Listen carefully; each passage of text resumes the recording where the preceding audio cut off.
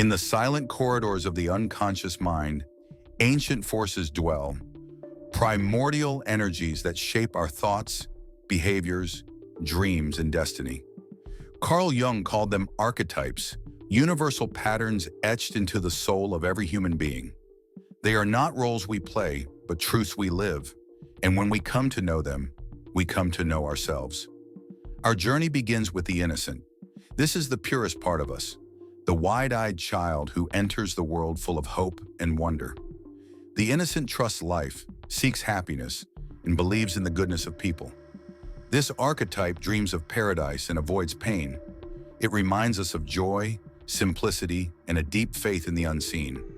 But when life inevitably delivers its first wound, the innocent is forced to awaken. And so, we meet the orphan. This is the part of us that knows loss, of safety, of love, of certainty. The orphan feels abandoned, betrayed, and disillusioned. But it is also the archetype of realism. It teaches us to grow up, to see things as they are, not as we wish them to be. The orphan can fall into cynicism or self-pity, but when matured, it becomes fiercely empathetic, grounded, and profoundly human. It teaches us that while innocence fades, strength is born through struggle. Emerging from this crucible, we are called to become the warrior. This is the part of us that refuses to be broken. The warrior sets boundaries, protects the weak, and fights for purpose. It is driven, focused, and courageous. But the warrior's path is not without danger, for when it becomes obsessed with control or victory, it risks becoming tyrannical. Yet in balance, the warrior gives us the power to act, to fight for what matters, and to believe in our ability to overcome. But life is not only a battlefield. Beyond fighting and achieving lies another call, that of the caregiver. This archetype emerges when we learn to serve, to give, and to protect not with weapons, but with love. The caregiver nurtures others, tends to wounds, and finds joy in selflessness. At its highest, it teaches compassion and healing, but in shadow, it can become a martyr, sacrificing too much or enabling others' dependency. The caregiver teaches us that strength lies not only in fighting, but in caring, in giving, in nourishing life. As we begin to question who we truly are beyond our roles, a restless voice stirs within, the seeker.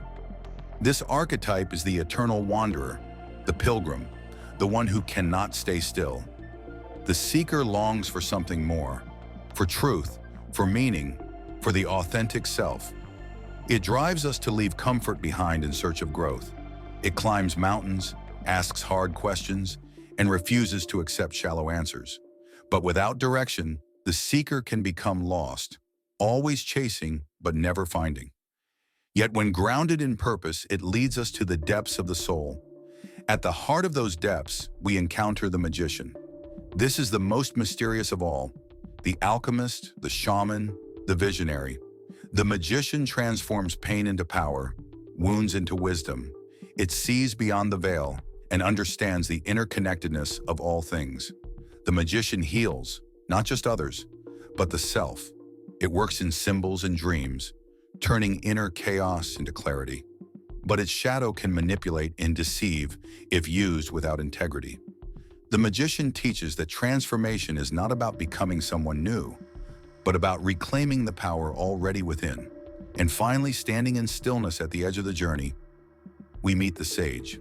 The sage is the wise observer, the philosopher, the truth teller. This archetype lives for insight, clarity, and deep understanding. It does not rush, it does not cling. It listens, learns, and sees the world without illusion. The sage is detached but not cold. It seeks wisdom not for power, but for peace.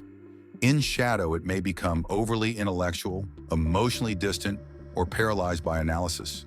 But at its best, it is the voice of timeless truth, pointing us to our highest self. These 7 archetypes are not separate beings, but inner forces, each one a chapter in the story of becoming. Some dominate your life now. Others sleep within, waiting for their moment to awaken. And as life unfolds through love, loss, joy, conflict, seeking, and silence, each archetype steps forward, showing you a piece of who you really are. For in the end, the path to your true self is not about creating an identity. It is about remembering the ancient, eternal self you've always carried within.